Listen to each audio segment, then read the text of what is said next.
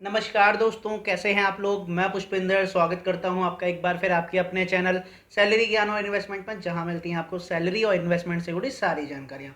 तो दोस्तों, आज की जानकारी थोड़ी सी खराब है। जी हाँ दोस्तों, अगर आप लोग भी रेलवे के भरोसे बैठे हुए हैं कि रेलवे अगले आने वाले 2-3 सालों में हमारे लिए वैकेंसी निकालेगा, उसके बाद हम उसमें अप्लाई करेंगे और उसके बाद हम जॉब करेंगे, तो इस वाले भ्रम से प्लीज़ प्लीज़ प्लीज़ बाहर आ जाइए। दोस्तों, ऐसा मैं क्यों कह रहा हूँ, उसके पीछे कुछ रीज़न है। वो रीज़न तो मैं आपको अभी वीडियो में आगे चल के बताऊंगा, लेकिन उससे पहले मैं एक बात कहना चाहता हूँ। जी हाँ दोस्तों, कई लोग मुझे नीचे कमेंट करके ये लिखते हैं कि सर आप सिर्फ नेगेटिव नेगेटिव चीज़ें ही बताते हैं। दोस्तों, मैं सिर्फ वो चीज़ें बताता हूँ जो कि सच्चाई है। जी हाँ दोस्तों, आप लोग आंखें बंद कर लेने से ये नहीं हो जाता है कि आपके सामने जो चीज़ें हैं वो बदल जाएंगे। जो चीज़ आ रही है, जो चीज़ हो रही है, वो मैं आपके सामने रखता हूँ। उससे होता क्या है कि अगर कोई किसी चीज़ के सहारे बैठा हुआ है कि भाई आगे चल के ऐसा होगा, फिर मैं ऐसा करूंगा, तो प्लीज़ उस भ्रम से आप लोग बाहर आ जाइए और आपका जो टाइम निकला जा रहा है उसको आप उपयोग करिए, उसका आप सदुपयोग करिए। इसीलिए मैं आपको सारी चीज़ें बताता हूँ। जी हाँ दोस्तों, मेरा कोई भी इंटेंशन ऐसा नहीं है कि मैं आपको नेगेटिव चीज़ें बताऊँ, लेकिन अगर मेरी बताई हुई सच्चाई से दो लोग भी अपना जो काम है, अपना जो उनके दिमाग में जो चल रहा है, उस चीज़ को छोड़ के अच्छी चीज़ों की तरफ बढ़ जाते हैं या फिर उस चीज़ को एक्सेप्ट कर लेते हैं, तो मेरे लिए वो बहुत है। ठीक है दोस्तों, तो अब आइए बात करते हैं कि हुआ क्या है। दोस्तों, ऐसा मैं क्यों कह रहा हूँ कि रेलवे के भरोसे आप मत बैठिए, उसके पीछे रीज़न है। रेलवे का वित्त आयोग, जो रेलवे का पूरा पैसे का ये देखता है कि पैसा कितना आया, कितना गया, रेलवे को कितना प्रॉफिट हुआ, ये कितनी हमें सैलरी देनी है, कितनी हमें पेंशन देनी है, इन सारी चीज़ों का जो ब्यौरा रखता है उसको बोलते हैं रेलवे का वित्त आयोग। रेलवे के वित्त आयोग ने 19 जून 2020 को रेलवे के सभी जीएम्स को एक चिट्ठी लिखी। जी हाँ दोस्तों, इस चिट्ठी में क्या लिखा कि जैसा कि आप लोगों को पता ही है कि कोरोना काल चल रहा है। कोरोना काल में रेलवे की जो रेवेन्यू है, जो कि 90% रेवेन्यू लगभग माल ढुलाई से आता था, उसमें लगभग 34% की गिरावट आई है। रिजर्वेशन वाली टिकट से जो रेवेन्यू आता था उसमें लगभग 112% की गिरावट आई है, और जनरल टिकट से जो रेवेन्यू आता था उसमें लगभग 90% की गिरावट आई है। तो ये जो सारी गिरावट है, इसकी वजह से रेलवे का वित्त आयोग या रेलवे को आगे चलाए रखने के लिए जरूरी है कि हमें अपने खर्चों में, हमें अपनी चीज़ों में कटौती करनी होगी। उस कटौती में सबसे पहली बात क्या लिखी हुई है दोस्तों? उस कटौती में सबसे पहली बात ये लिखी हो गई है कि पिछले 2 साल में जितनी भी भर्तियां निकली हुई हैं,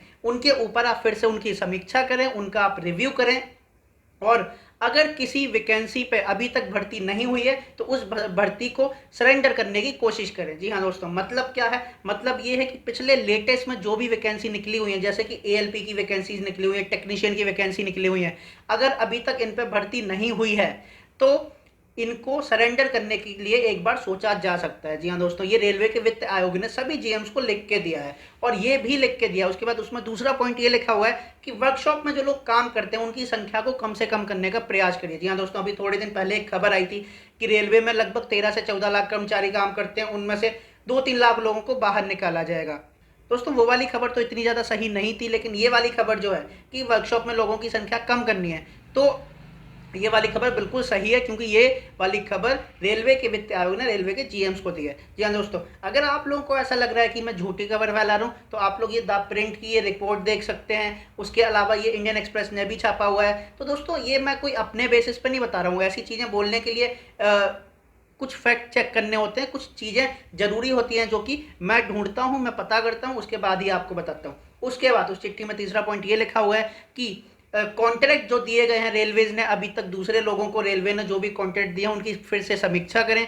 उसके बाद आपका जो प्रशासनिक खर्च है उसकी भी समीक्षा करें। प्रशासनिक खर्च मतलब ऑफिसर्स का जो खर्च है, और जो भी अलग तरीके का खर्च है, मतलब कभी किसी चीज़ पे कभी कोई आ रहा है उसके ऊपर जो खर्च करना है, हॉस्पिटैलिटी के ऊपर जो खर्च करना है, इन सारे खर्चों से बचें। जी हाँ दोस्तों, उसमें ये क्लियर लिखा हुआ है। और जो भी कॉन्ट्रैक्ट आपके अभी भी चल रहे हैं, उन कॉन्ट्रैक्ट की फिर से समीक्षा करें। जिस भी जगह पे ज़्यादा जरूरी काम ना हो, ज़्यादा जरूरी चीज़ ना हो, उसको ज़्यादा से ज़्यादा कोशिश करें कि वो ना कराया जाए। ठीक है, इसके बाद इसमें लिखा हुआ है कि इन सारी चीज़ों में कटौती करें, जिससे कि रेलवे का जो अपनी रेलवे जो कोरोना की वजह से इतना ज़्यादा डूब गया है, इतना ज़्यादा रेलवे का जो सेक्टर है वो बैठ गया है, उसको दोबारा से अपनी जगह लाने की कोशिश की जाए। दोस्तों, मैं इस बात में कोई गलत बात नहीं मानता हूँ, क्योंकि आप लोगों को भी पता है कि कोरोना से अभी सबसे ज़्यादा नुकसान अगर किसी को हो रहा है, अभी भी हो रहा है, तो वो रेलवे को हो रहा है। ऐसा मैं क्यों कह रहा हूँ दोस्तों? रेलवे लगभग 20,000 ट्रेनें चलाता था पैसेंजर्स की, लेकिन अभी क्या हो रहा है? सिर्फ 100 ट्रेनें चल रही हैं, और आगे कितने दिन तक चलती रहेंगी? आगे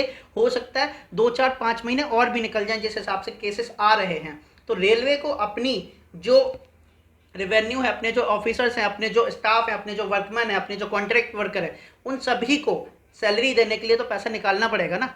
रेलवे ऑलरेडी आप लोगों को पता है कि पिछले कई सालों से माइनस में चल रहा है, इसलिए रेलवे की तरफ से ये चिट्ठी आई हुई है। अब इस चिट्ठी का एक और बेस है। जी हाँ दोस्तों, क्या बेस है वो भी मैं आपको बताता हूँ। कैग ने जो अपनी रिपोर्ट दी थी 2017-18 में, उस रिपोर्ट के बेस पे भी ये वाली चिट्ठी में लिखा हुआ है। उसमें लिखा हुआ था कि कैग ने ये बताया है कि रेलवे ने 2017-18 में 98 रुपए के आसपास खर्च करके 100 रुपए की कमाई करी है, मतलब 2 रुपए का प्रॉफिट किया है। उसके अलावा 2015-16 में क्या होता था, रेलवे 90 रुपए खर्च करके 100 रुपए की कमाई करती थी। तो रेलवे का जो राजस्व है, रेलवे का जो पूरा पैसा है, वो अभी बहुत ही कम होता जा रहा है और धीरे धीरे डे बाय डे उसमें बहुत ज़्यादा गिरावट आती जा रही है। इसलिए रेलवे की इसलिए कैग ने ये कहा है कि आप लोग अपने जो भी खर्च हैं उन सभी की समीक्षा करें और जहां पर ज़रूरत ना हो उसको खर्च ना करें। तो इसी चिट्ठी में ये लिखा हुआ है कि जो पिछले 2 साल की वैकेंसीज हैं उसकी समीक्षा करें और आगे आने वाले 2-4 साल में कोई भी वैकेंसीज आप नहीं निकाले। ये रेलवे के वित्त आयोग ने ये बिल्कुल पूरे तरीके से लिख के दिया हुआ है। तो दोस्तों, ये जानकारी मैं आप लोगों को देना चाहता था, जिससे कि आप लोगों को ये पता लग जाए कि भाई अभी आने वाले टाइम में जॉब्स और कम होने वाली हैं। ऐसा बिल्कुल नहीं है कि जॉब्स बढ़ने वाली हैं। सरकार के ऊपर प्रेशर है, सरकार रेलवे से कहेगा कि आप जॉब निकालिए, लेकिन रेलवे मना कर देगा, क्योंकि रेलवे को अपना खर्च भी तो चलाना है। अपना खर्च कैसे चलाएगा रेलवे अगर लोगों को वैकेंसी, लोगों को जॉब्स देता रहेगा। दोस्तों, इन सब के पीछे रीज़न क्या है, इन सब के पीछे रीज़न भी थोड़े से आइडेंटिफाई, जो जानकार हैं उन लोगों ने जो रीज़न आइडेंटिफाई किए हैं वो ये बताया कि रेलवे सरकार के दबाव में आके जो रेट नहीं बढ़ाती है, पैसेंजर का किराया नहीं बढ़ाती है, पिछले कई सालों से ज़्यादा किराया नहीं बढ़ा है, तो उस चीज़ की फिर से समीक्षा करनी होगी। उसकी वजह से रेलवे को भारी नुकसान हो रहा है। माल ढुलाई का भी खर्चा रेलवे ने काफ़ी सालों से नहीं बढ़ाया, उसके ऊपर भी रेलवे को ये विचार करना होगा।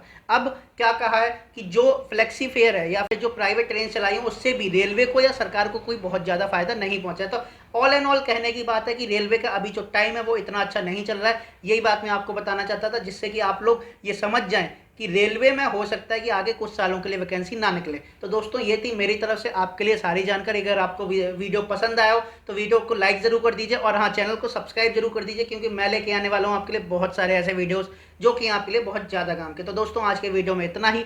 आगे फिर मिलेंगे एक नए वीडियो में एक नई नॉलेज के साथ। तब तक के लिए बी हैप्पी, बी मोटिवेटेड। नमस्ते।